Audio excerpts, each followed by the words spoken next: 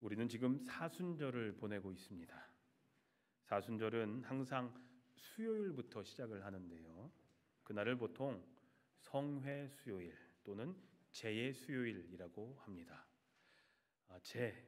제는 애쉬, 영어로는 애쉬라고 하는 그 제를 얘기합니다.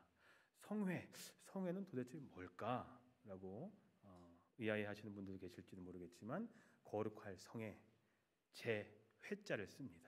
제를 나타나는 한자가 회라고 하는데 회칠한 무덤 할 때 쓰는 그런 회입니다. 그러니까 거룩한 제의 수요일이라고 또 할 수도 있겠죠. 성의 수요일이라는 의미가요. 제는 성경적으로 보면은 회개를 의미하는데 사순절 첫날 회개의 의미로 자신의 몸에 제를 뿌린 것이 전통이 되었습니다. 그래서 사순절은 성회 수요일 또는 제의 수요일로부터 시작해서 부활절 전날 토요일까지 총 46일이거든요. 46일 중에서 중간에 포함되어 있는 6번의 주일을 뺀 나머지 40일의 기간을 사순절이라고 얘기를 합니다. 주일은 뺀 이유는 우리가 주일날 예배를 하는 건 이유는 뭐예요? 이날 예수님이 부활하신 날이기 때문에 주님의 날, 주일이라고 얘기하잖아요. 그래서 주일은 우리가 기뻐해야 되는 날이기 때문에 이 사순절에서는 제외가 됩니다. 그러니까 주일을 제외한 40일의 기간이죠. 사순절에서 사는 우리 숫자 4를 얘기하고 순이라는 것은 한자로는 열을 얘기를 합니다. 그러니까 4번의 열을 나타내는 사순절기다 해서 사순절이라고 합니다. 40일 동안의 절기라는 뜻이죠. 왜 40이냐? 하필 30도 있고 50도 있고 있는데 왜 40이냐? 40이라는 숫자는 교회의 전통과 또 성경에 있는 말씀과 깊은 연관이 있는 숫자가 40이라는 숫자입니다. 이스라엘 백성들이 광야에서 훈련받은 기간이 40년이었고요. 모세가 하나님의 사람으로 부름 받기까지 광야에서 지냈던 기간이 또한 40년입니다. 모세가 십계명을 받기 위해서 시내산에 올라가서 기도했던 기간이 40일이었고 엘리야가 기도한 기간도 40일이었습니다. 예수님도 공생애를 시작하시기 전에 성령에 이끌려서 광야에서 며칠을 금식하셨습니까? 40일을 금식하시고 기도하시면서 공생애를 준비하셨습니다. 성경의 이런 내용으로 봐서 40이라는 숫자는 뭔가를 준비하고 훈련받는 것과 밀접한 관계가 있다라고 볼 수가 있습니다. 그래서 교회는 전통적으로 사순절의 40일을 회개, 금식, 기도, 구제, 성경 읽기 그리고 청결한 삶과 섬김을 통해서 신앙의 성숙을 위해 노력하고 그럼을 통해서 예수님의 고난과 죽음에 동참하면서 소망 중에 주님의 부활의 그날을 기다려 왔습니다. 이제 지난 수요일 2월 22일 지난 성의 수요일, 애쉬 웬스데이라고 영어로는 얘기를 하는데요. 성의 수요일부터 사순절이 시작됐습니다. 아마 그날 수요일 날 이마에 이렇게 십자가 모양으로 이렇게 거 있는 그 보신 미국 사람들 보신 적 있으실 겁니다. 그게 제의 수요일 날 하는 전통적으로 그 제를 가지고 이렇게 이마에다가 십자가 모양을 하거든요. 이제 그게 사순절이 시작됐다라는 성의 수요일, 애쉬 웬스데이, 제의 수요일이라는 그런 뜻입니다. 아까도 말씀드렸지만 사순절은 예수님의 고난을 기억하고 고난의 의미를 되새기는 기간이 사순절입니다. 또한 우리를 위하여 고난당하신 예수님의 사랑에 감사해야 하는 기간이 또한 이 사순절입니다. 우리는 그러한 기간을 지금 보내고 있는 겁니다. 사랑하는 성도님들, 전보다는 조금 더 경건하고 전보다는 조금 더 절제한 삶 그리고 회개의 삶을 통해서 하나님께 조금씩 더 가까이 나아가는 그런 사순절이 되시기를 주님의 이름으로 기도합니다. 예수님은 오늘 본문으로 들어가서요. 예수님은 오늘 본문에서 악한 귀신에게 사로잡혔던 어떤 사람을 비유로 드십니다.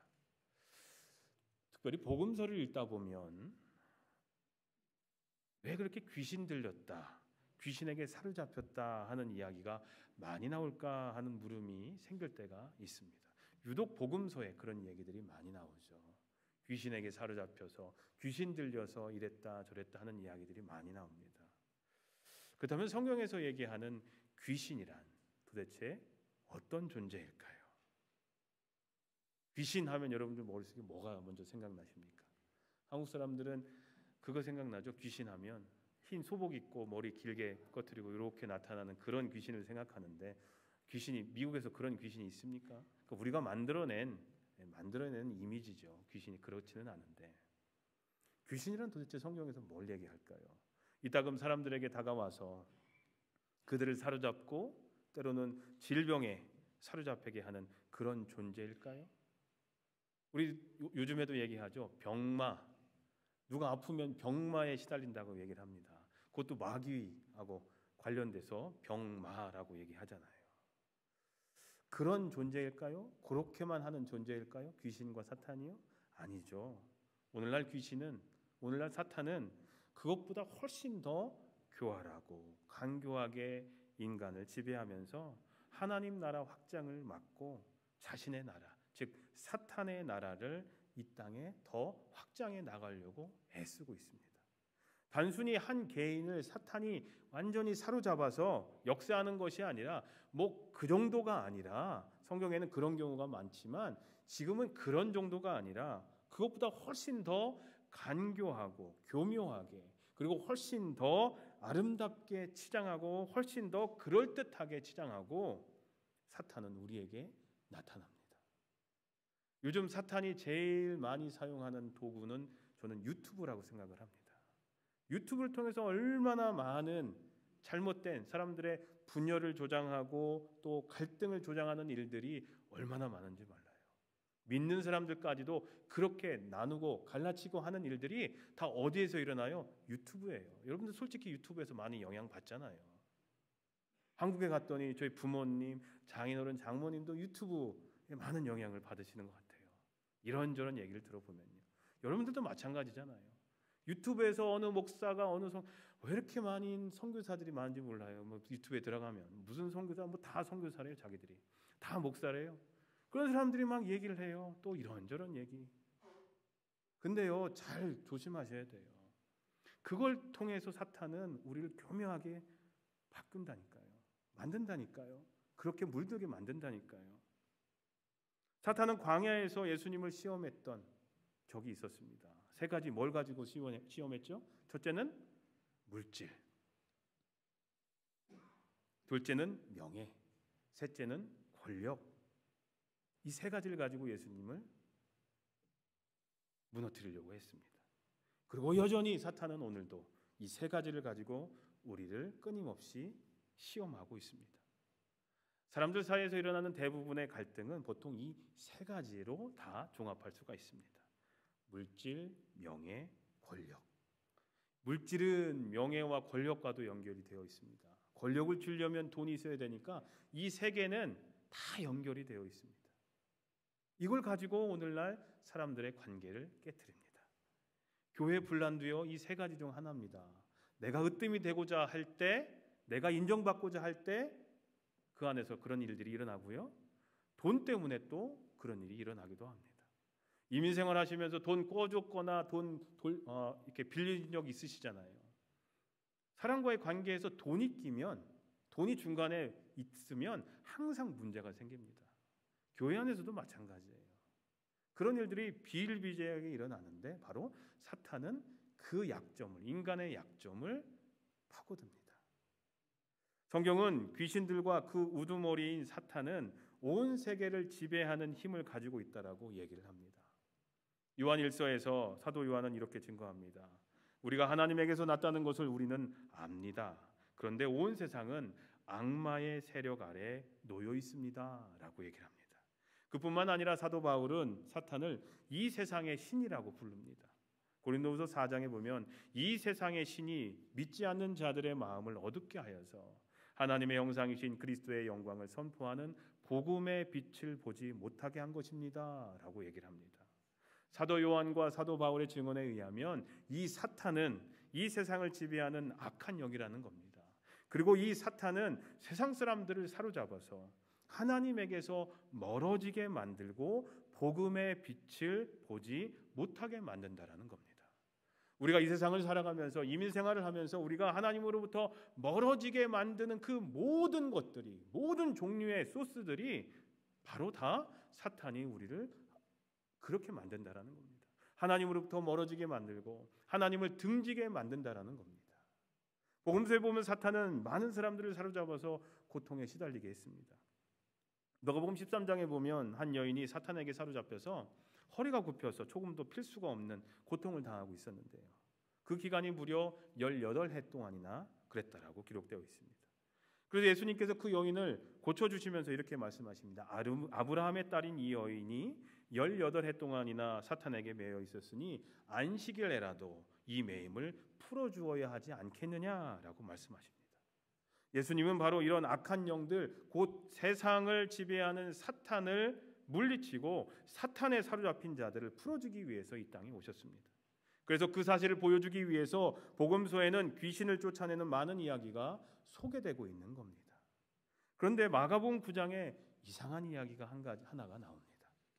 예수님께서 변화산에 제자 셋을 데리고 올라가셨다가 내려왔는데 산 아래에 난리가 난 겁니다. 어떤 사람이 아들을 하나 데리고 왔는데 그 아들이 귀신 들려서 거품을 흘리면서 뒹굴고 있었던 겁니다.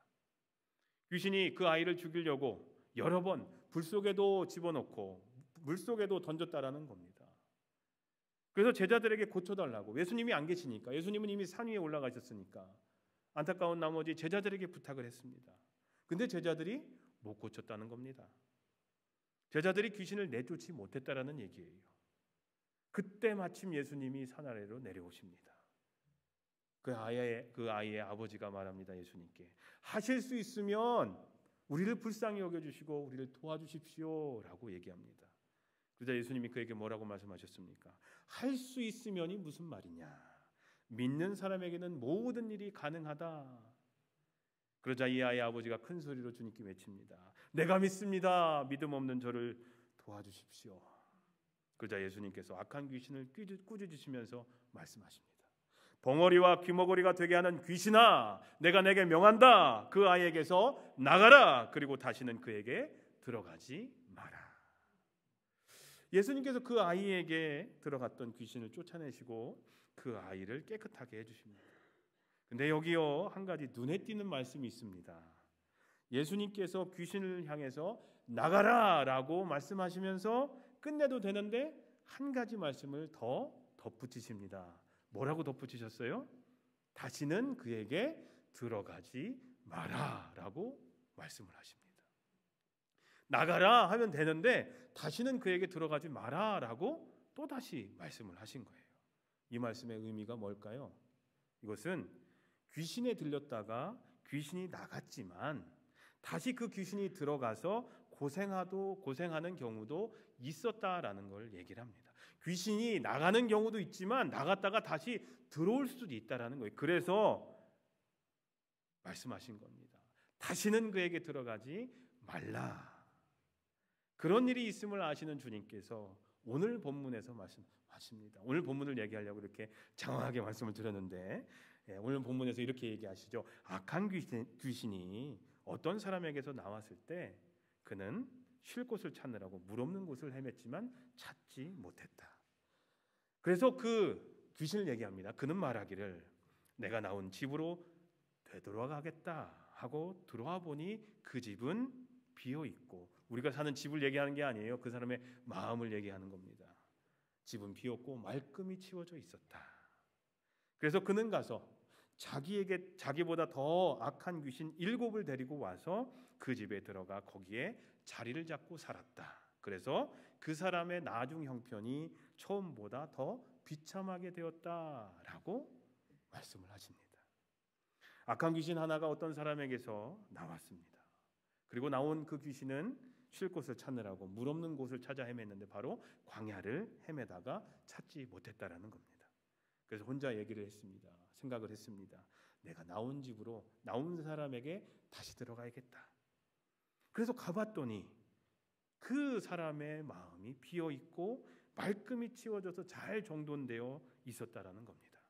그래서 그는 가서 자기보다 더 악한 귀신 7을 데리고 와서 그 집에 들어가서 거기에 자리 잡고 살았다라는 얘기입니다. 성경에서 7이라는 숫자는 완전한 수로 여기니까 7 귀신이라는 것은 뭘 얘기하냐면 올 귀신은 다 왔다라는 뜻이고 아주 심하게 귀신이 들렸다라는 뜻으로 이해할 수도 있습니다. 그래서 어떻게 됐습니까? 그 사람의 나중 형편이 처음보다 더 비참하게 되었다라는 겁니다. 예수님은 이 비유의 말씀을 통해서 무엇을 말씀하고자 하실까요? 왜 이런 말씀을 하셨을까요? 그것은 바로 새 사람이 된 그 이후에 무엇인가가 더 필요하다는 것을 가르쳐 주시기 위해서 이 말씀을 하신 겁니다. 말끔히 청소되고 잘 정돈된 것으로는 충분하지 않다라는 겁니다. 바로 그 빈 곳이 거룩한 것들로 채워져야 한다라는 것을 말씀하고 있는 겁니다. 바로 성령의 능력으로 빈 곳이 채워져야 함을 예수님은 이 비유를 통해서 말씀하고 있는 겁니다. 비우는 것 뒤에는 반드시 채움이 있어야 하듯이 바로 우리 은혜로 구원받은 성도들의 삶은 예수님을 따르는 성화의 삶을 통해 거룩한 것들로 가득 채워져야 한다라는 겁니다. 그래야 우리는 성숙한 신앙인이 될 수 있다라는 겁니다. 예수 믿으면서 무엇 하지 말라라는 율법적인 규례들을 지키는 것도 중요하지만 우린 예수 믿으면 술 담배 하지 말아야 되고 도박하지 말아야 되고 나쁜 짓 하지 말아야 되고 거짓말하지 말아야 되고 그런 것만 하지 않으면 되는 줄 아는데 그런 것만 하지 않는 것도 중요하지만 좀 더 긍정적이고 좀 더 적극적인 자세로 하나님의 나라와 그 의의를 구하면서 하나님이 나에게 주신 소명을 감당하는 삶도 중요함을 알아야 한다라는 겁니다. 그냥 안 하는 것만 한다고 해서 그걸로 다 되는 게 아니라는 거예요. 우리에게 맡겨주신 사명을 감당해야 된다라는 거죠.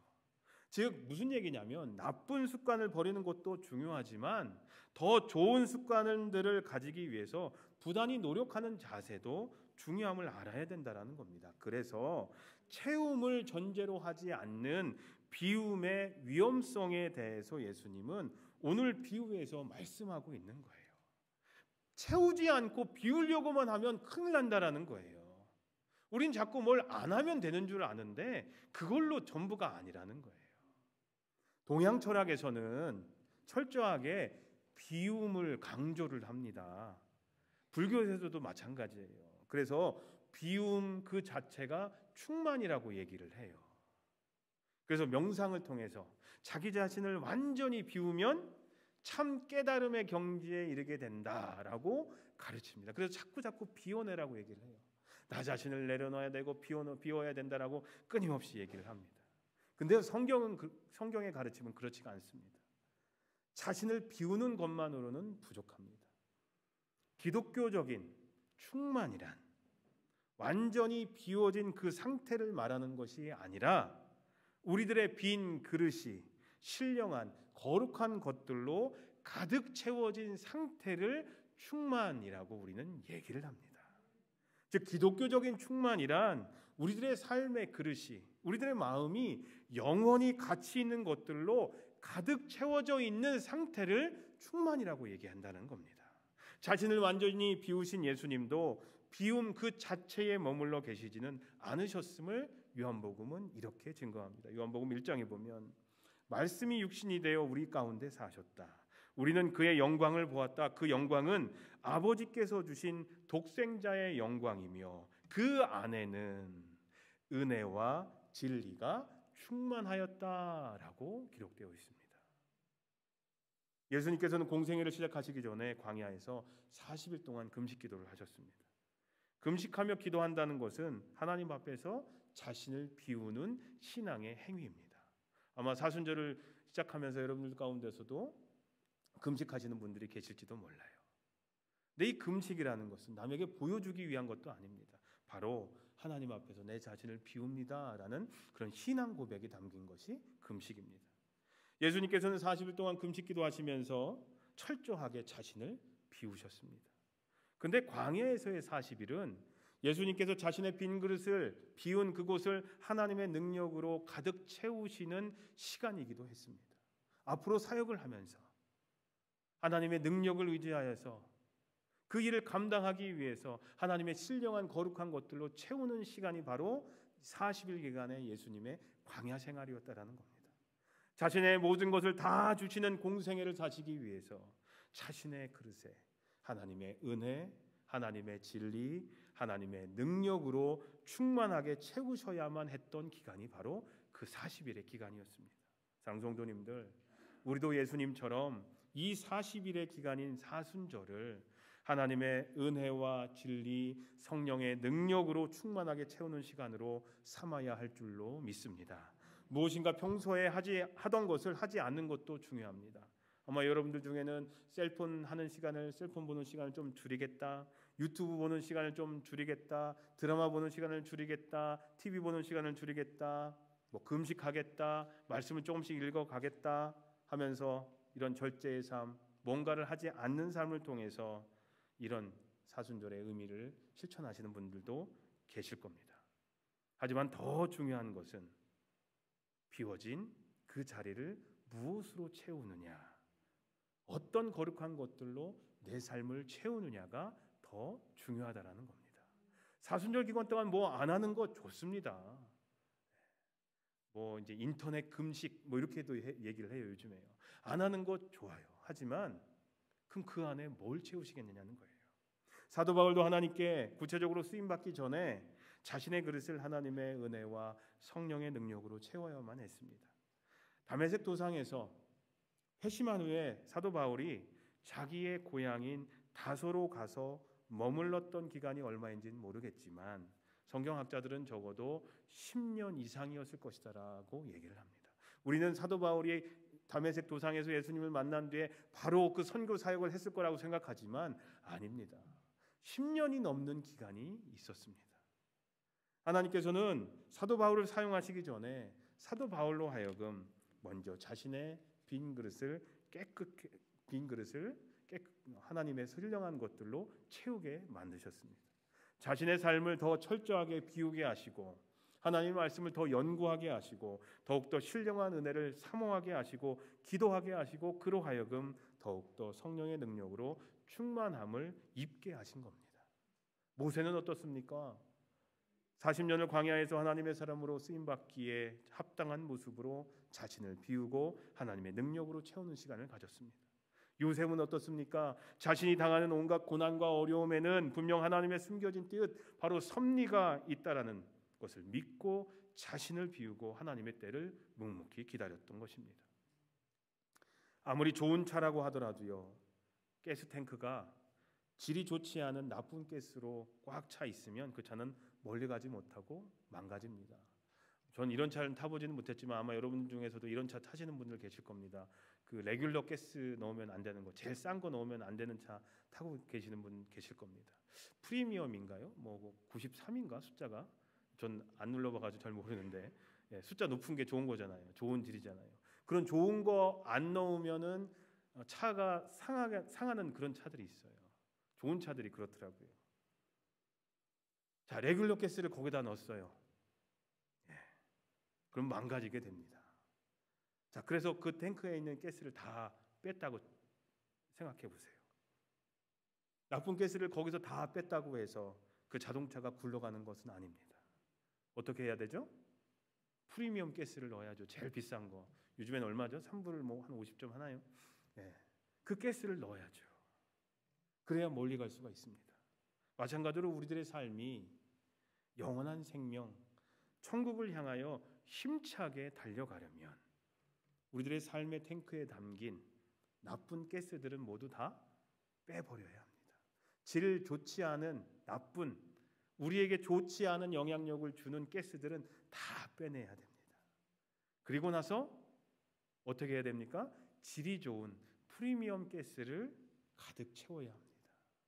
성경은 우리들의 삶에 가득 채워야 할 이 프리미엄 가스를 하나님의 은혜와 진리 그리고 성령의 능력이라고 가르칩니다. 하나님의 은혜는 우리가 하나님을 전적으로 의지할 때, 하나님께 모든 것을 맡길 때 우리에게 충만하게 임하게 됩니다. 예배를 통해서도 우리는 하나님의 은혜를 체험할 수 있지만 하나님께 순종하는 삶, 하나님께 모든 것을 맡기는 삶을 통해서도 하나님의 은혜는 우리 삶 가운데 충만하게 임하십니다. 하나님의 진리는 우리가 말씀을 날마다 읽고 깊이 묵상할 때 우리들의 삶의 그릇에 차곡차곡 채워집니다. 그리고 성령의 능력은 우리들의 기도의 삶, 말씀을 실천하는 삶을 통해 우리들에게 충만하게 임하십니다. 사랑하는 성도님들, 사순절을 보내며 날마다 하나님을 의지하는 삶을 사시기 바랍니다. 내 힘과 내 능력을 의지하는 것이 아니라 전적으로 하나님의 능력을 의지하며 사시길 바랍니다. 그러면 은혜로우신 하나님의 사랑과 돌보심이 여러분의 삶 가운데 분명히 충만하게 임하게 될 줄로 믿습니다. 사순절을 보내면서 날마다 말씀을 읽고 묵상하면서 하나님의 귀한 진리를 새롭게 깨달아 나아가시기를 부탁드립니다. 그러면 우리들의 삶의 그릇에 하나님의 진리가 차곡차곡 쌓여서 넘치는 삶을 살게 될 겁니다. 사순절을 보내면서 기도를 통해 하나님과 영적으로 깊이 있는 교제의 삶을 사시길 바랍니다. 그리고 말씀을 날마다 삶을 통하여 실천하려고 노력하시길 바랍니다. 그러면 놀라운 성령님의 능력이 분명히 저와 여러분 안에 충만하게 임하실 줄로 믿습니다. 사랑하는 성도님들, 만약 여러분들이 하나님의 은혜로 거듭나서 새로운 하나님의 자녀가 되셨다면 성숙한 그리스도인들이 되기 위해 이제는 표대이신 예수님을 향해 이 믿음의 길, 신앙의 길, 구원의 길을 묵묵히 걸어가시길 바랍니다. 구원에 대한 초보적인 단계에만 머물러 있지 말고 교회만 왔다 갔다 문지방만 밟고 넘어가는 그런 1시간 예배 드리는 곳으로 내가 할 거를 신앙생활을 다 했다라고 착각하는 삶을 살지 마시고 거룩한 하나님의 자녀가 되기 위해 노력하십시오. 우리는 성장해야 됩니다. 오랫동안 신앙생활을 했어도 그냥 맨날 거기서 어린아이와 같은 신앙으로 머물러 있지 마시고 이제는 성장해야 합니다. 여러분의 삶에서 죄악된 모든 것들을 내려놓고 비우는 삶도 중요하지만 그 빈자리를 신령하고 거룩한 것들로 가득 채우려고 노력하십시오. 나쁜 습관들을 버리는 것도 중요하지만 거룩한 좋은 습관들을 갖기 위해 또한 노력하시길 바랍니다. 나쁜 생각, 나쁜 행동을 하지 않는 것도 중요하지만 날마다 선한 생각, 선한 행동을 통해서 하나님이 나에게 주신 소명을 감당하며 살아가십시오. 바로 거룩함을 회복하는 그런 사순절을 사시기를 부탁드립니다. 사순절을 보내면서 우리 속에 있는 옳지 못한 것들은 깨끗하게 비워지고 그리고 비워진 그 자리가 하나님의 거룩함으로 거룩한 것들로 가득 채워지는 회복의 은총의 역사가 우리 모두에게 함께 하시기를 주님의 이름으로 간절히 소원하며 기도합니다.